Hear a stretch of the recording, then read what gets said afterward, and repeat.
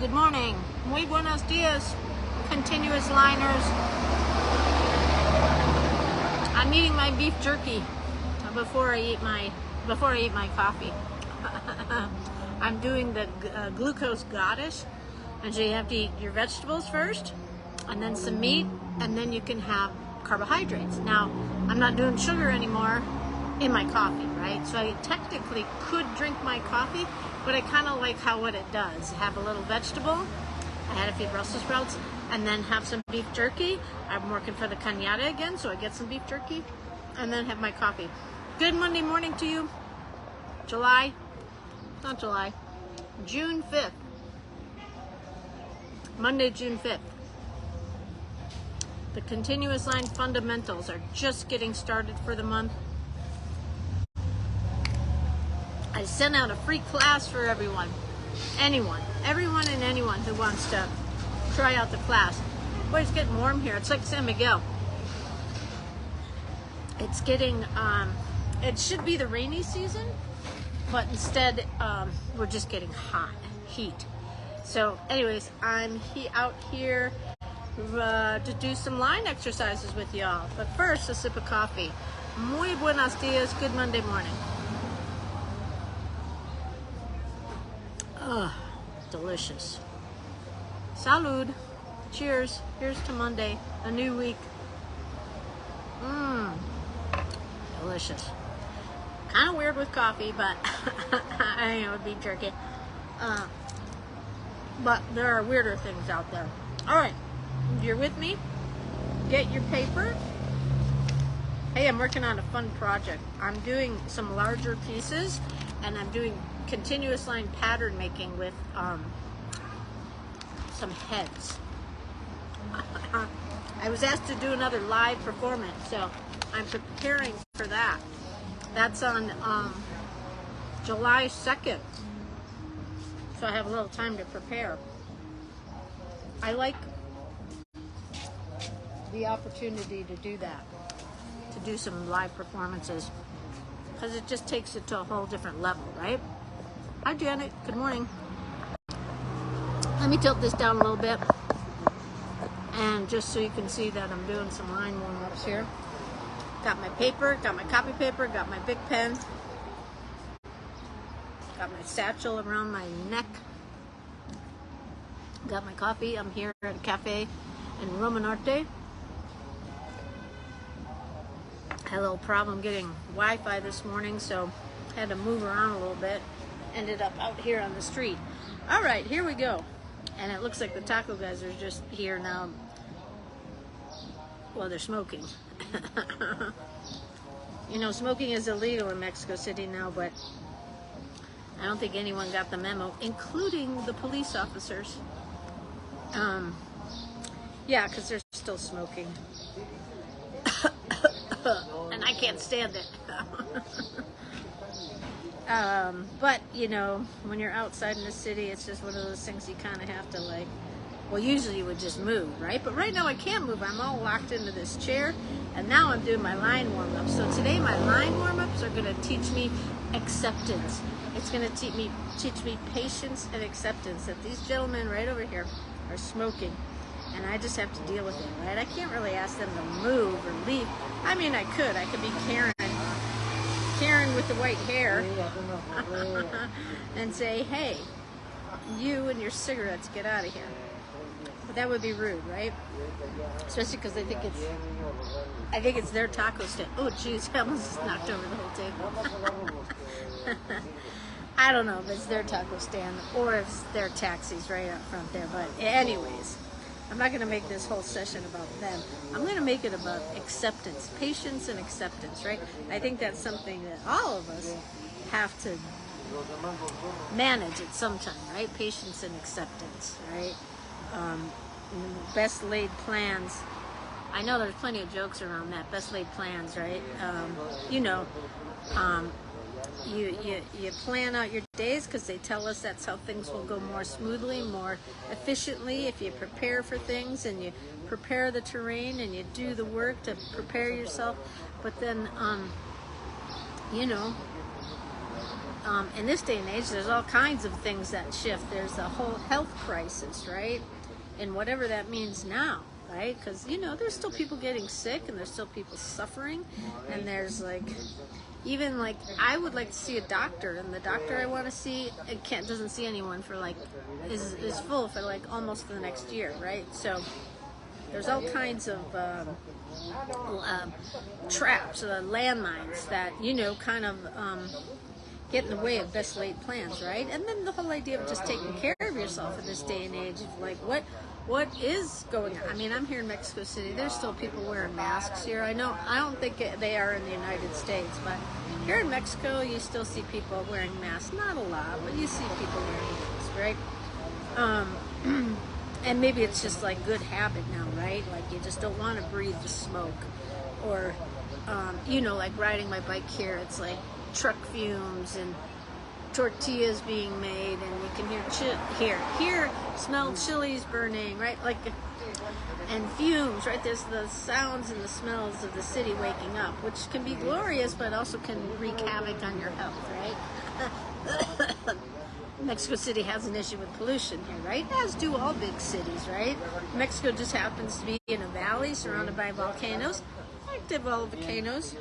One of the volcanoes is active, and no one seems to care. That seems to be the era that we're in too. Like nobody cares, and like truly nobody cares. Metaphorically, nobody cares, and honestly, people are just too spent to care, right? Like, you know, I don't care that you're sitting in the street drawing because my life is too hectic and I've got too many things to worry about, right? So now I'm sort of shifting it into the drawing fears of like, you know, like, oh, what if someone sees me? What if someone doesn't like my work? What if someone thinks I'm not a good artist? Honestly, nobody cares. Nobody cares.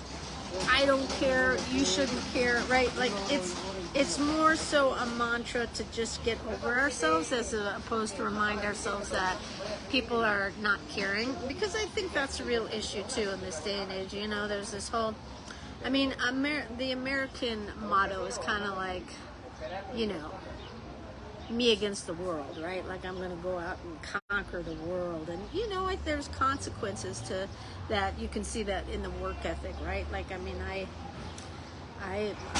worked in that corporate rat race for years, right? Like it's not a very satisfying genre. That work till you fall down, right? And but there's a scrappiness to it, right? Because there's that American motto of like, there's like a scrappiness, like I can get things done. Anything is possible. Anyone can become president. Like literally anyone can become president. I mean, that used to like be kind of a nice saying. Not so much anymore. But there is possibility in the United States, but it's not easy, and especially if you're not of whatever. I'm not going to get into that whole thing, but race is a big, you know, there's a lot of conversation about race, and in the United States it's just like I don't know, it's just like they have issues, right? And they're all kind of coming to the surface, and it adds tension, and it's stressful, right? You know, white people are calling the police on black people always, right? And it's just kind of really coming to light, just the injustices, right? So the injustices can be stressful when you think about it, whatever your beliefs are, right? Like I'm not trying to, I guess I am being a little bit more political than usual, but I'm just saying in the sense of like, there's just a lot of tension over things these days, right? Race, politics, climate, food, health, hobby, finances. I mean, this can be looked at as a somewhat privileged hobby, and I get that. I think, you know, growing up in the family that I did, my mom would be the first to look at me like, oh, how nice, you have time to draw this morning. How nice for you, right? Like, my mom would be the first to be like, well, look at you. because she was of that work ethic of like, you have to like kill yourself at like what my mom did at a post office your whole life. And then if you have any shred or ounce of energy after that, after you pay the bills, after you do the chores, after you take care of everyone, then if you have any energy left at all, you can do your little cute little hobbies, right? My mom had cute little hobbies too. She was a quilter, an award-winning quilter. Beautiful. I mean, it was amazing what my mom could do. First of all, she was a huge beer drinker, and for many years a smoker. I think she had quit smoking like the last 7 years of her life, because she had to. But she would drink beer all day, and it used to be smoking cigarettes. So she was cutting these complicated patterns. Like, on my most sober day, I can't get a straight line. So my mom would do these super beautiful, complicated quilts. But, you know, that was at the end of her day when everything else was taken care of. So, believe me, I have that in my head, too, when not so much every time when I sit down to draw, because I'm really trying to work this into my shtick that supports me and builds a community, right?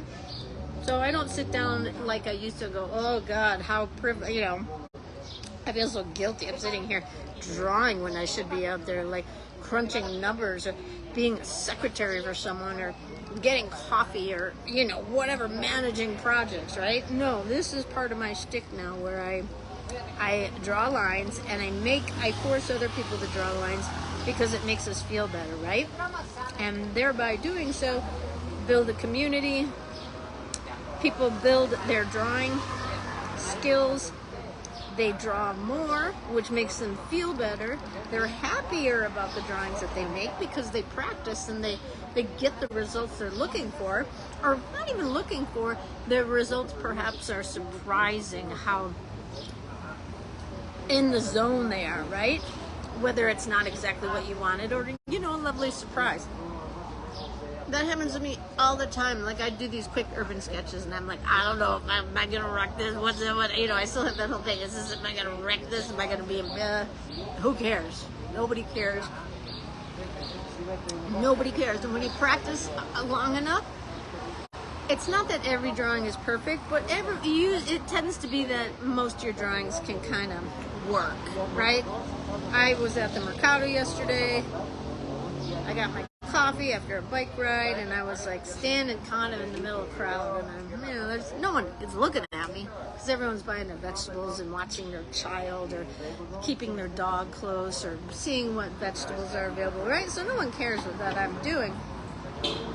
But there's a certain sense of like, do I have the chutzpah to stand here in the middle of a crowd and draw? Like, do I have the absolute gall to think I can stand in the middle of Mercado and draw?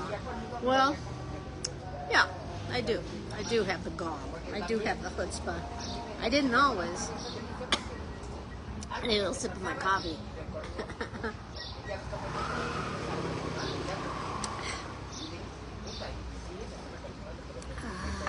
Yeah. So, what am I saying here? What am I trying to say here? Very deep. I'm telling you, whenever I do my lines, I go into like this universe where I have to tell the truth, or I have to cry, or I have to get angry, or something, right? Like for me, it's truth serum. It's my kryptonite, right? Drawing lines with you, my drawing community. And I can see that there's a few people here. Hello, good morning. I hope you're all doing lines. Not the naughty lines, but the drawing lines. So, by having a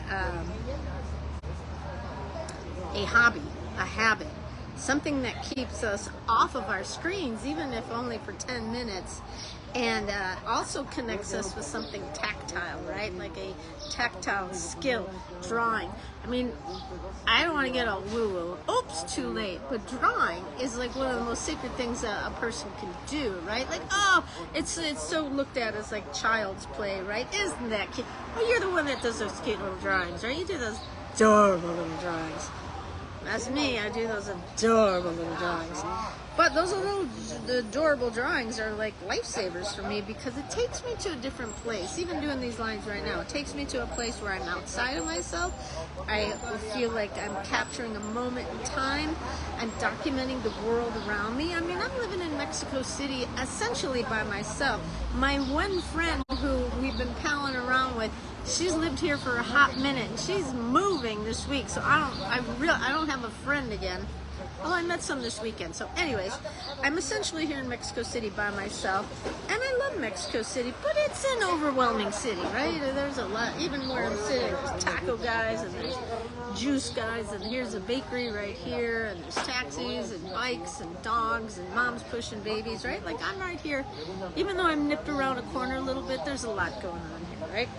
And so for me, it's part of the challenge, right? Part of the challenge. Can I calm myself down enough where I can focus on the beautiful building, little tiny building that's nestled in between the large buildings, beautiful ornate details, right? Do I have the focus to sit here, calm myself for 10 minutes, 15 minutes to draw that, thereby taking me out of the chaos of my mind, out of the noise that I'm perceiving of the world. I just looked at my phone. The world is going to hell in a handbasket. Will we all survive? How are we ever going to make it?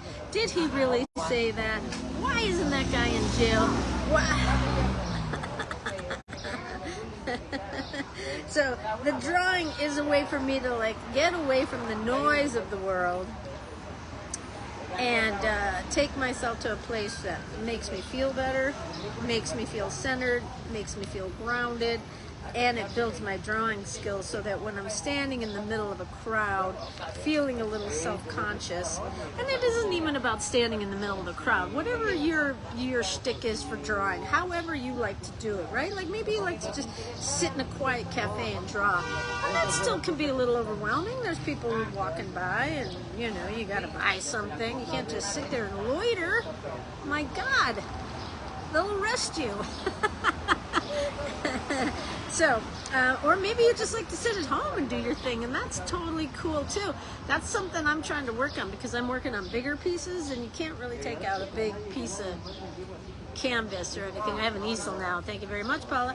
I have an easel now, and so I can't throw that easel on my back and jump on a bike, right? I can't. I mean, I almost killed myself coming up the stairs with it. Hola.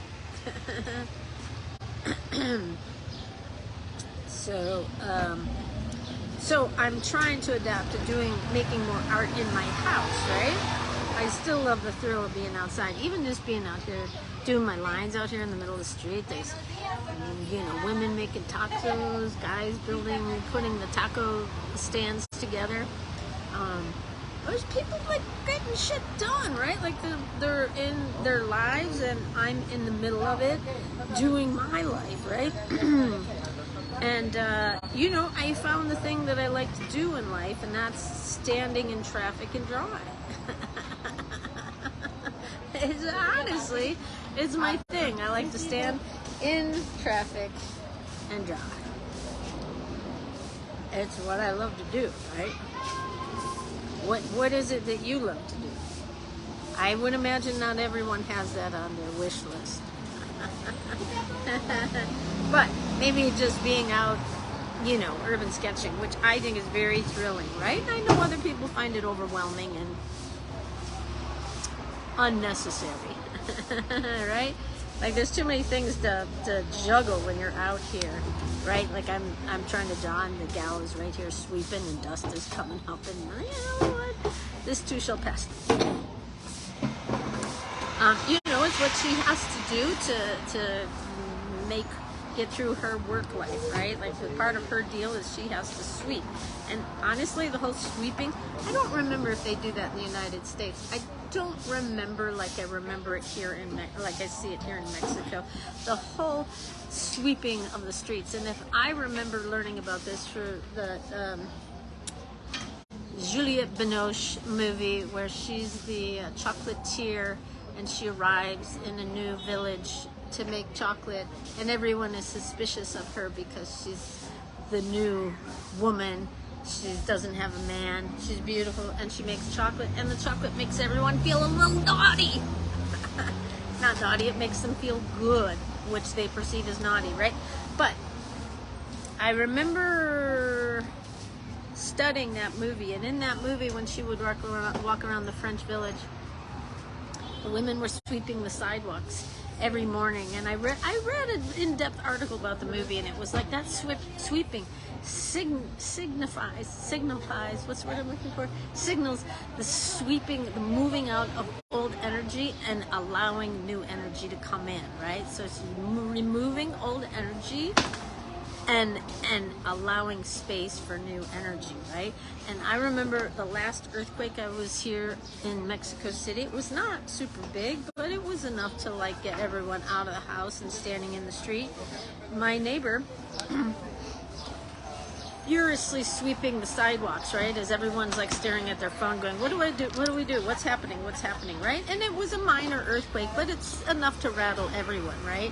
And I just focused on my neighbor, who was like, her way of dealing with it was just to furiously sweep everything away. This woman here is doing that too, right? And it's very witchy-woo, right? It's very witchy-woo, which oftentimes just means being in connection with nature, right?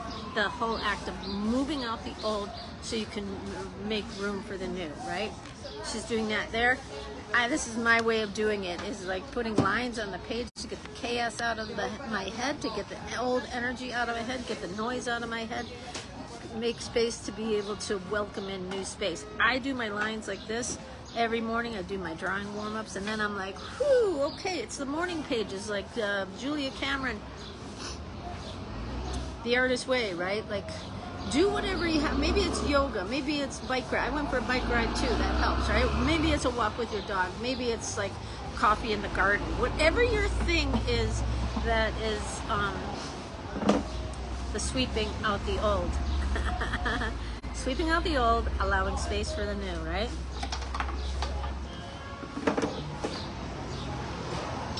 It's what we got to do. It's what we got to do if we want to like manage these days, right? We can't just watch the news all day. You can't watch social media.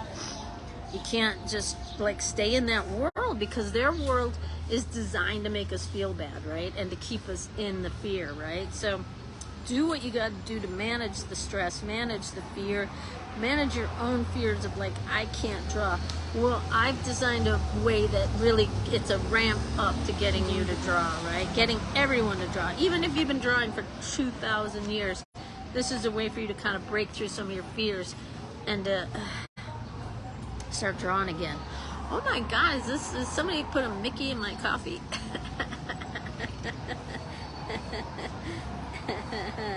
Alrighty, here, let's see, I want to do neon. It is big with a heart. Remember to go easy on yourself, go easy on others.